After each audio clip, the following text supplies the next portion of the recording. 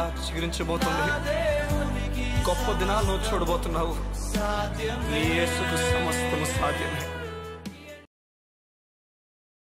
Good morning దేవుని ప్రియ కుమారుడు, good morning దేవుని ప్రియ కుమార్తె, special good morning to you. ఈ ఉదయం దేవుని మాట నేను ఆదరించబోతుంది. నీవు దేవుని మాట చేత కట్టుబడుతున్న వ్యక్తివి అయితే నువ్వు దినదినము ఒక మెట్టు ఎక్కుతున్నావు అని అర్థం. నువ్వు అనుకుంటున్నావు ఈరోజు నువ్వు క్షీణించిపోతున్నావు, నీ జీవితం నేలకి వెళ్ళిపోతుంది అనేది అబద్ధం, దేవునిలో అబద్ధం అది. ఎందుకంటే యోసేపు జీవితం మనకు బాగా తెలిసిందే. దినదినము నేలకు వెళ్ళిపోతున్నట్టు అనిపిస్తుంది, దినదినము కిందకు వెళ్ళిపోతున్నట్టు అనిపిస్తుంది. కానీ దేవుని గ్రంథంలో రాయబడుతున్న విషయం మనం గమనిస్తే ఇంకా పైకే వెళ్తుంది కానీ కిందకు వెళ్ళలే. చూడండి, తన అన్నదమ్ములు అమ్మేసినప్పుడు, గోతులు వేసేసినప్పుడు, తీసుకెళ్ళి ఇష్మాయేల్కి అమ్మేసినప్పుడు ఆ జర్నీ అంతా ఏం చెప్తుందంటే ఇంకా వెళ్ళిపోతున్నాడు, ఇంకా జీవితం అయిపోయింది, ఇంక ఈ కుటుంబాన్ని కలవడు, ఇంకా జీవితం అక్కడితో ముగించబడుతుంది. ప్రతి సందర్భము కూడా ఈ లోకపు కళ్ళు ఏం చెప్తాయంటే ఈ జీవితం ఇంకా ముగించబడిందనే చెప్తాయి. కానీ యాక్చువల్గా మన దేవుని కళ్ళని చూస్తే ఆ వ్యక్తి ఎక్కడ ఇచ్చింపబడాలో ఆ ప్రాంగణానికి, ఆ ప్రాంతానికి వెళ్ళిపోతున్నాడు. తర్వాత 44 ఇంటికి వెళ్తాడు, ఆ తర్వాత చెరసాలకు వెళ్తాడు. మూవ్ అవుతుంది. ఎక్కడికి మూవ్ అవుతున్నాడంటే ఫరో రాజు దగ్గరకు మూవ్ అయిపోతున్నాడు. నేను చెప్తున్నాను, నేను ఈరోజు నువ్వు కిందకు రాట్లే, నువ్వు పైకి వెళ్తున్నావు. అందుకే పౌలు మాట చెప్తాడు, బాహ్య పురుషుడు బాహ్యంగా నేను క్షీణించిపోతున్నప్పటికీ అంతరంగంలో నేను మాత్రం దినదినము నూతన పరచబడుతున్నాను, దినదినము నేను బలపరచబడుతున్నాను. దేవుని దాసులు మాట్లాడే తీరు వేరే, దేవుని ప్రజలు మాట్లాడే తీరు వేరే, దేవుని యందు నమ్ముకుంచే వ్యక్తులు మాట్లాడే తీరు వేరే. వారు ప్రతిదినం చెప్పే ఒక మాట, నా జీవితం గొప్పగా ఉండబోతుంది, నా దేవుడు గొప్పగా హెచ్చించబోతున్నాడు. నీకు అనిపిస్తుందేమో నా జీవితం కిందకి వెళ్ళిపోతుందని, కానీ నా దేవుడు మాత్రం చూస్తున్నప్పుడు నా జీవితాన్ని పైకే తీసుకెళ్తున్నాడు. నీవు కాన్ఫిడెన్స్ కలిగిన వ్యక్తిగా మాట్లాడాలి యేసయ్య గురించి. నీలో ఆ కాన్ఫిడెన్స్ మాటలు దేవుని కొరకైనా మాట్లాడడం ప్రారంభించాలి. ప్రతికూల పరిస్థితులు ఎన్నున్నా, నీకు అర్థం కాని సందర్భాలు ఎన్నున్నా, నీవు మాత్రం కాన్ఫిడెన్స్తో మాట్లాడు.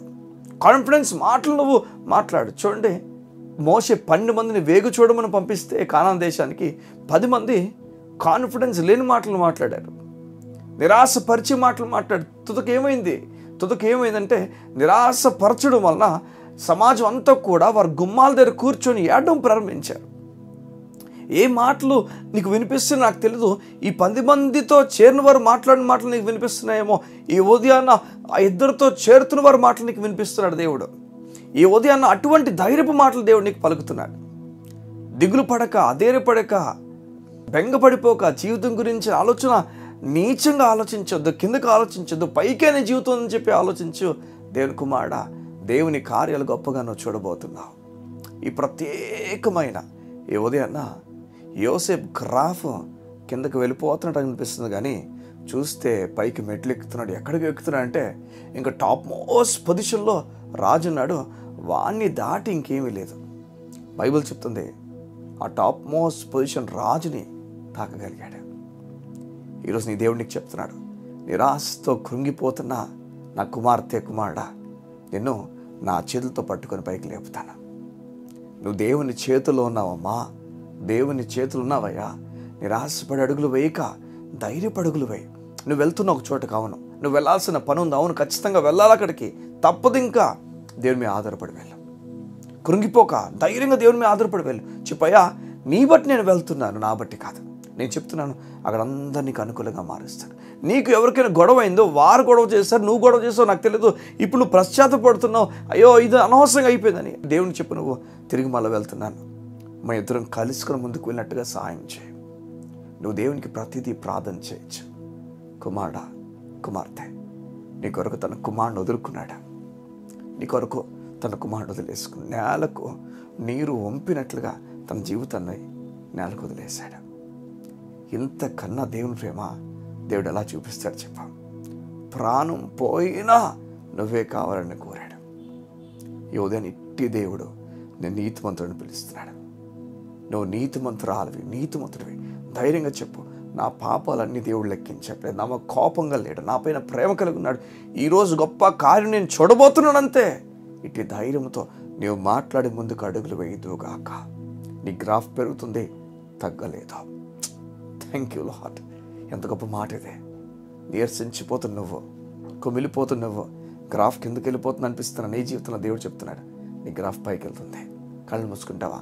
ఏది నీ గురించి ప్రార్థన చేస్తాను. మా ప్రియ పరలోకపు తండ్రి, నీకు వందనాలు. నీ బిడ్డలు వారి జీవితంలో వారి గ్రాఫ్ కిందకి వెళ్ళిపోతుందన్న భయంతో ఆందోళనతో ఉండగా నీ దాసునిగా నీవు నా హృదయంలో పెట్టిన మాటలు వారు తెలియజేస్తున్నాను. ఉదయాన్న నీ బిడ్డలకు ధైర్యమును, సమాధానం, నెమ్మదినిచ్చి ఉన్నతమైన కార్యవారు జరిగించి వారు ఎన్నడూ ఊహించలేని పరిస్థితుల్లో వారి జీవితం తీసుకెళ్ళమని కోరుతున్నాను. నా తండ్రి, వారు మెట్లు కిందకు దిగట్లేదు కానీ మెట్లు పైకి ఎక్కుతున్నారు. వారు ఫరోను తాకున బలాన్ని, కృపను ఇవ్వబోతున్నావు. నీకు స్తోత్రాలు. నీ బిడ్డల మధ్యలో ఎవరెవరి మధ్యలో గొడవ అయిందో, ఏమైందో, ఎలాంటి కలహం, ఎలాంటి గొడవలు, ఎలాంటి విచిత్రమైన పనులు వారి జీవితంలో జరిగాయో తెలియదు. ఇప్పుడు పశ్చాత్తపడి తిరిగి అయా ఇది నీ కొరకే అని చెప్పి ముందుకు అడుగులు వేస్తుండగా నీ బిడ్డలకు నెమ్మదినివ్వండి. నీ కృప చేత అంతా వీరికి అనుకూలంగా మార్చమని అడుగుతాం. యేసు నామమున ఈ దినము ఉన్నతమైన కార్యాలు బిడ్డలు చూచునుగాక. ఉన్నతమైన కార్యాన్ని బిడ్డలు చూచునుగాక. యేసు నామమున ప్రార్థించుచున్నాము తండ్రి. ఆమేన్, ఆమేన్, ఆమేన్. ఈ ఉదయమున దేవుని బలమైన కార్యము నువ్వు చూడబోతున్నావు. స్తుతించు, ఆగక అని స్తుతించు. చెరసాలైన అది బదులైపోతుంది. God bless you. See you tomorrow.